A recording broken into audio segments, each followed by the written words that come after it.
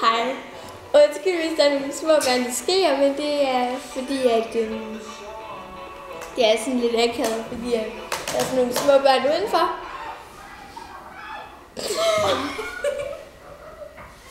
Ja, okay, det var lidt akavet. Men det var simpelthen bare lige...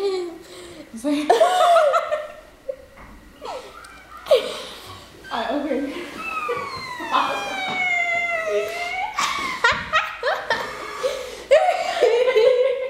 Okay, undskyld, det tager lang tid, fordi det er stadigvæk sådan lidt akavet, fordi de der små børn varmer sig. Undskyld. Vi skal lave den her video, og vi har fået nogle okay spørgsmål, synes jeg. Ja, det synes jeg. Og undskyld, hvis det tager lidt tid. Ja. Det er fordi, det er sådan lidt sjovt. Okay, det første spørgsmål, det er fra Stephanie. Jeg kan ikke helt udtale dit efternavn, vel, så det springer vi lige over. Ja. Hvad synes I om mig? Jeg tror ikke, Nana... Jeg kender dig ikke så godt, men jeg er ven med dig, så du er fint nok. Ja. Okay. Og dit udseende, det... Så du se et billede af hende? Ja. Jeg kan godt huske, hvordan hun så ud. Du er da sådan meget køn, sådan en pige, men du er da ikke sådan en grim en. Nej, du er ikke grim. Jeg kan godt lide dit hår, fordi det er kort, men... Det er nu du. Ja, og så Anders... Ja, Anders. Anders, ved du hvad? Jeg har en ting at sige til dig. Bare dø! Okay. Han spørger. Dit udseende... Okay, du siger det bare. Okay, mit udseende fra 1 til 10. Ja, hvad siger vi? 7. 7 stykker. Ja. Du skulle meget flink en. Og din personlighed. Det var sgu egentlig lidt mærkeligt at kalde mig blondine. Ja, det er i hvert fald 9, fordi det er så sjovt, du kalder Sara blondine. Nej, det er ikke sjovt. Jo, det er hyggeligt. Altså, og hvorfor? Og hvor mange gange har jeg givet Sara en orgasme? Fuck. Ja, det er mange gange. Ved du hvad? Det er hver gang, jeg griner. Ej. Det tager jeg heller ikke tænke på. Og så er der Sandra Jensen. Den sødeste dreng og pige fra 7. årgang. Det er sgu nok mig. Må hun godt være lidt selvglad, så er det nok mig selv, ikke også? Altså, ja, jeg synes også, det er mig selv. Jeg synes, det er mig selv. Eller også er det nok til. Og den sødeste dreng, den sidder lige her. Ja, og den sødeste dreng også. Nej! Rolig nu. Og så... Okay, og så står Natasha Jensen. Hvad synes I om mig? Jeg ved fandme ikke, hvem du er. God kommentar. Jeg kender dig ikke, du har bare addet mig, fordi jeg havde en kæreste, som du kendte, men... Det er så hyggeligt. Ja. Og så Nana. Ja, det var mig. Du har simpelthen stillet mig nogle spørgsmål. Det er jeg faktisk ret glad for. Men det var da så lidt. Jeg elsker kage. Må jeg sige, skatter? Jeg elsker kage. Det ved jeg godt. Kan du huske dengang, vi spiste den der halve kage der? Altså, jeg tror, at vi skulle spise resten af den. Ja. Altså, det var ikke særlig skår, faktisk. Jeg er forelsket. Det er jeg. I hvem? Nej, det siger jeg ikke. Det ved godt, det er mig. Ja, undskyld. Jeg er forelsket i din plakat på din dør. Det er fandme også, det er fandme lækker. Ja, okay, nu glemte jeg lige at sige spørgsmålet. Men hvorfor har vi det sjovt? Nana, det ved jeg ikke. Det er bare det der abegrin der. Er det orgasmegrin? Jeg ved det godt. For helvede. Nogle gange er jeg mærkelig. Det er bare sådan, jeg er. Det er sådan, jeg er født. Det er sådan, din mor har født dig. Jeg ved ikke, hvorfor jeg er mærkelig. Og Natasha igen. Hvor pæn er jeg fra 1 til 10? Natasha, ved du hvad? Det ved jeg sgu ikke. 5, 6, jeg ved det ikke. Og hvorfor er en isbjørn farlig? Hvorfor skulle den ikke være farlig?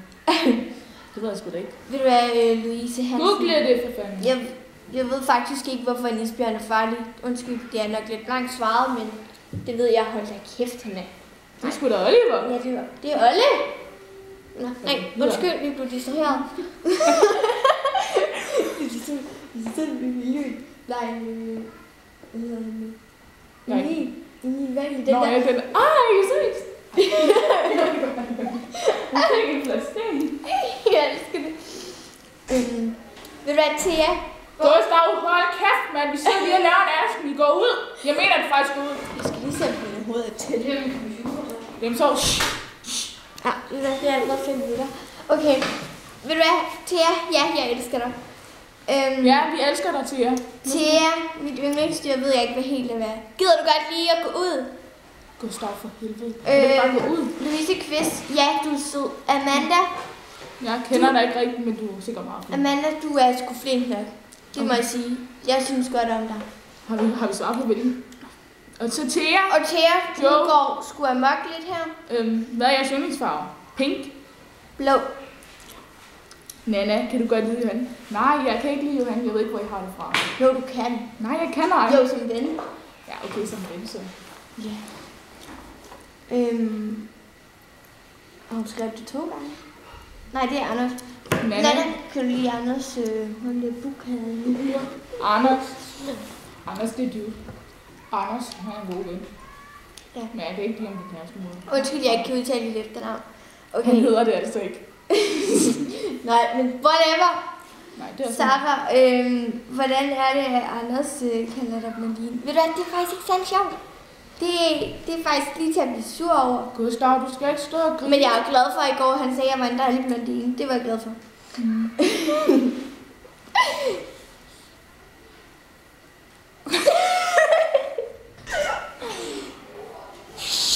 Men i vores video går ud! Okay, Sarah. Og det er stadigvæk Thea, der spørger. Sarah. Se, der er Thea! Thea, kom lige herhen, Nej. Marnie skal lige holde med i vores video. Okay. Se, det er Marnie, hun kunne ikke lige amok med alle de der spørgsmål. Ja, men så må det være sjovt. Okay, Sarah. Hvorfor bliver du ved med... hvor er du sjov, var Thea. Upsi. Det gør jeg heller ikke. Hvis nok lige fingre med i spillet. Ved du hvad? Tak for lort. Okay, Nana og Sarah, hvorfor misforstår vi alt på en frække måde? Det er fordi, vi er så frække. Vi er så frække, Thea. Du skulle bare vide, hvad vi lavede. Ej. Okay, det lød forkert. Meget. Det skulle ikke forstås på den måde. Har I oplevet mig som liderlig, skriver Thea? Du er hele tiden liderlig, Thea. Altså, det er ikke noget nyt, om vi har oplevet det som liderlig. Det har vi. Det er du altid. For helvede, mand. Frederiks fede dyr! Han er bare stor. Thea skriver, er jeg en frækkert? Det ved jeg sgu ikke til. Du er sådan lidt mærkelig i det. Og så er du min lille miskat. Og så står du hen og laver sådan noget. Ja, det er bare... Det er bare frækt, det er det. Og jeg tror heller lige, jeg må gå. Ja, det gør du også. Okay, jeg har flere her. Jeg har også nogle spørgsmål. Okay. Hvem er det? Nå, eller jeres. Nej. Rolig nu. Emil, han... Nej. Ikke med i videoen, Marnie. Nej. Ikke med i videoen. Okay. Marnie, ved du hvad? Det er fordi, i går der prøvede du til... ham der... pedellen. Han prøvede at score i Emils mor. Ja, det er faktisk rigtigt. Han stod sådan rigtig og gjorde sig lækker. Nej, fuck, jeg var ved at flække, mand. Okay, og så... Flakke, han spørger, er du vild med Johan? Nej, det har jeg ikke. Jeg ved ikke, hvor I har det fra. Det er sådan noget åndssvagt ting, vi har i ringen. Og så spørger han også, kan vi fisk? Hvis ja, hvorfor? Hvis nej, hvorfor? Jeg tror Hvis godt. vi ikke kan lide fisk, ikke også? Så er det fordi, det ikke... Nana, du skal snakke lidt højere, jeg kan ikke høre dig. Nå, men jeg snakker bare lavt! Og jeg plejer sådan lidt lavt. Okay, tig det. Og så, ja, jeg kan godt lide fisk. Jeg kan også godt lide fisk. Marnie! Stop, Thea. Du zoomer ind! Du skal ikke zoome ind. Har du zoomet ind? Nej, det skal du ikke. Jeg vil bare... De er fucking tart, mand. Det er ikke flere næsebilleder nu. Undskyld. Undskyld, det tror jeg også, det hedder. Så spørger jeg kan godt lide fisk. Altså nogen slags fisk. Jeg kan godt lide tun. Men det skal også være på dåse. Ja, hvor fanden. Så skal det på brugbrød. Så må der gerne komme salt og peber og mayonnaise ovenpå. Nej, jeg elsker dig. Jeg ved det godt, skal. Og så spørger han, hvordan siger man due på fransk? Det er godt lide. Skal jeg googler det nu? Og så spørger Emil. Nej, stop. Hansen. Nej, Emil. Okay, var det... Det var rigtigt. Emil Hansen, han spørger, hvad jeg synes om mig. Hvor står der Emil, hvor står der fransk? De har sådan en mega sejt efternavn. Fransk. Hvad? Elias og Emil har sådan ikke, nej, ikke efter noget mellem. Okay, jeg tror, Jeg ved ikke, hvad det er. Det er det der matrup eller sådan noget med. Det er meget nice. Det lyder som en torsk. Nej. Jo, det gør. Hvordan siger man due på fransk? Det får du at vide af hende der dame fra Google oversætter nu. Kolum. Ja, det der kolum. Eller sådan noget. Ja. Og ved du hvad? Nej, jeg er ikke færdig. Stop dig selv. Jeg har også lige en. Nej, men nu... Mig færdig. Hvor gammel blev H.C. Andersen? Det ved jeg sgu ikke.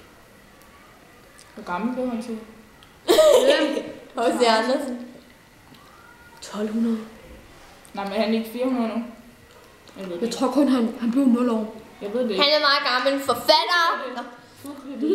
Okay, så har jeg... Hvad er 2 plus 2? Jeg har... Det er 100! Nej, det er 4. Er det? Og så... Når du så Det troede jeg ellers lige. Og så spørger han så, hvad betyder union? Det ved jeg fandme ikke. Eller sådan noget. Union. Det er sikkert lande på albansk eller sådan noget. Jeg ved ikke, hvad dine forældre hedder. Nej, men vi kan lige finde ud af, hvad din... Bacon. Der står noget med bacon. Ja. Nej, siger gå nu. Kylling eller bacon? Kylling.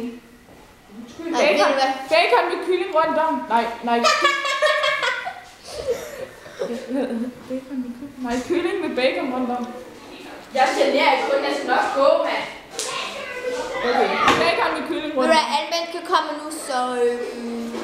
Noget lille kylling, du ved, der var god kylling. Kan du lige lukke døren? Jo. Okay. Jeg har også fået et spørgsmål fra Jeg tror, Simon. jeg kommer lige ud.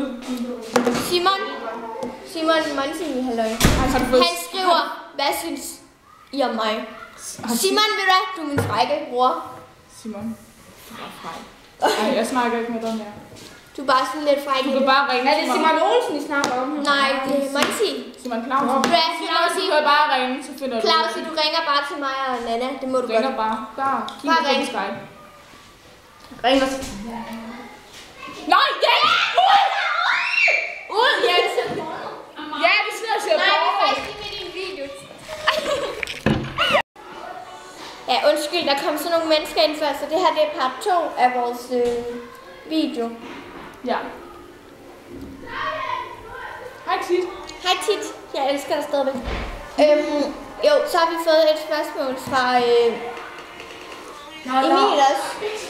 Hvad synes I om mig? Jamen ved du hvad, du er da bare sådan en mærkelig. Det gider jeg overhovedet ikke svare på. Hvor er du sur. Ej, du sidder nok. Har vi egentlig fået et spørgsmål fra Bodil? Nej, vi ringer og spørger ham mig. Jeg kan ikke huske, hvem der mere har spurgt mig. Så det er sådan lidt akavet. Så var det jo 1000 andre som det Ja. Han den her vi gider faktisk ikke rigtig. Jeg kan ikke huske, hvem der mere har spurgt mig. Undskyld. Det er lidt akavet. Jo, for fanden. Hvad er det egentlig? Jeg holder mig væk nu. Ej, vil du tage noget pizza til mig? Jo, jeg har fået et spørgsmål af min kusine. Der kommer jeg med. Nu skal jeg hente noget pizza. Ej, nu er jeg lost. Jeg har fået et spørgsmål af min kusine. Hvad siger din kusine? Hun spørger, hvad synes I om mig? Jeg kender det ikke, men hvis jeg skulle sige, så er det vel godkendt. Men så mig næsten. Og så har jeg faktisk også fået et spørgsmål. Ej, jeg kan ikke huske det. Jeg har altså et spørgsmål. Hvad? Bare kom med. Kan I gøre de æbler? Sådan nogle æbler her. Ja, vi kan gøre det æbler. Jeg elsker æbler. Sådan nogle æbler her. Jeg har lige spist af det, men... Ja. Det var ret godt. Og nu er jeg altså væk. Der er fandme mange med i den her video. Ja. Undskyld, før kom der lige sådan nogle tarter ind. Ret til det ad møgunger. Det var bare Elias og Nikolaj og hvad fanden ville så Jens. Ej, nu har jeg aldrig troet, jeg skulle faktisk sige tart. Teater! Tart er også det. Nej. Jeg tror ikke, vi har flere spørgsmål. Jeg har et spørgsmål til. Kan I godt lide kage? Ja, vi kan godt lide kage, det har vi svar på. Vi skal lige have et spørgsmål. Og så sidder jeg bare herhen. Synes jo, man. Ej, der er med. Okay, nej, så Jeg har fået noget. okay, Hvorfor stiller I et spørgsmål? Eller hvorfor svarer I på spørgsmål? fordi vi laver sådan en video. Hvad? Og tit hun har stillet os nogle spørgsmål, og hun spørger så, Ja, hun sidder hvad er i jeres yndlingsfarver? pink. Blå. Og så... pizza! Nå. Jeg tror bare, vi stopper den her video. Ja, vi har svaret på alle jeres spørgsmål. Ellers må I bare lige skrive, så laver vi bare en part 3 også. Hvorfor fanden hopper I spaghetti på pizzaen? Hej!